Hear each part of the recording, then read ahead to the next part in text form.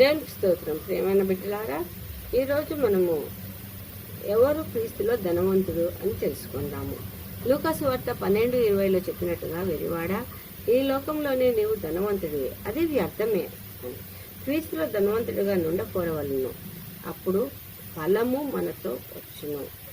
చనిపోయినప్పుడు అయితే చనిపోయినప్పుడు ఏదీ రాదు అని ప్రసంగి 5:15 చెప్పబడ్డది. అయితే ఈ ఫలము ఏంటిది, దీన్ని ఎలా పొందుకుంటాము అని తెలుసుకుందాము. మొదటిగా భక్తి ఫలము. దేహమును చంపువానికి భయపడక, చంపిన తరువాత నరకంలో పడద్రోయే శక్తి గల ఆ ప్రభువుకి భయపడి వేషధారణ లేక ఉండాలి. విశ్వాస జీవితంలో నీతిమంతులుగా జీవించాలి. ఆ విధంగా దానియేలుకు వచ్చిన వేదనలు, శోధనలు ఎంతో ఎక్కువ. కొన్ని నెలల పాటు భక్తి వదిలివేయమని కష్టాలు, పరదేశంలో దాసుడుగా ఉన్నప్పటికీ ముమ్మారు దేవుణ్ణి ప్రార్థించాడు, రక్షింపబడ్డాడు. కాబట్టి భయము భక్తి గల వారికి ఎల్లప్పుడూ దేవుడు రక్షిస్తాడు అని తెలియబడుతుంది. ఇది భక్తి ఫలము. రెండవదిగా ప్రవర్తన ఫలము.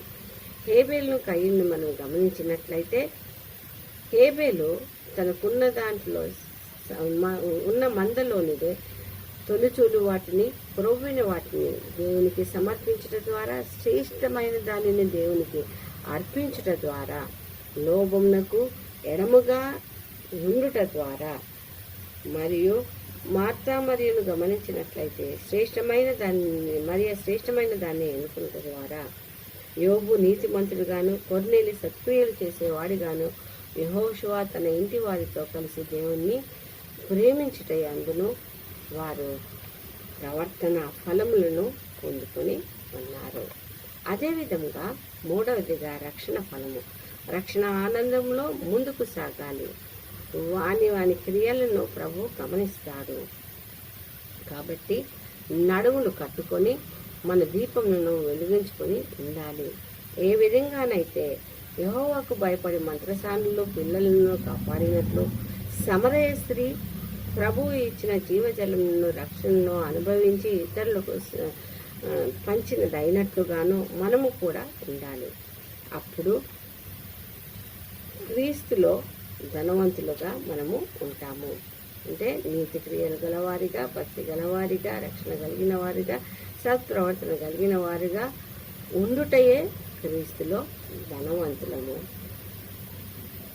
కాబట్టి ఎక్కడైతే ధనము ఉంటుందో అక్కడనే హృదయము ఉంటుంది. అంటే మన ప్రియులారా, ఆ హృదయంలో మనము దేవుణ్ణి భద్రపరుచుకున్నట్లయితే అది కలిసివేయబడదు. కాబట్టి హృదయం వెలుపల నుంచి తలుపు తట్టుచుండగా ఆయన తలుపులు తెరిచి హృదయంలోనికి ఆయనను ఆహ్వానిద్దాము.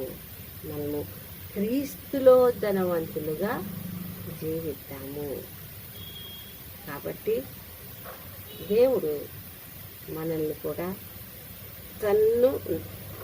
తన బిడ్డలుగా స్వీకరించి ఆయనలో మనము ధనవంతులుగా జీవించుటకు మనల్ని నడిపించును గాక. ఈ కొద్ది వాక్యమును దేవుడు దీవించును గాక. క్రీస్తులో ధనవంతులుగా జీవించుటకు మమ్మల్ని ఆయత్తపరచుమని, భక్తి ఫలము గలవారుగా, నీతి క్రియలను గలవారుగా, రక్షణ కలిగిన వారుగా ఈ ఫలములను పొందుకొని, సత్ప్రవర్తన కలిగిన ఫలములను పొందుకొని ముందుకు నడుచుకు మీ యొక్క ఆత్మ సహాయాన్ని మాకు దయచేయమని కొద్ది మనవులు మా ప్రభు అయిన యేసుక్రీస్తు పేరిట వేడుకుంటున్నాం తండ్రి. ఆమేన్, ఆమేన్, ఆమేన్.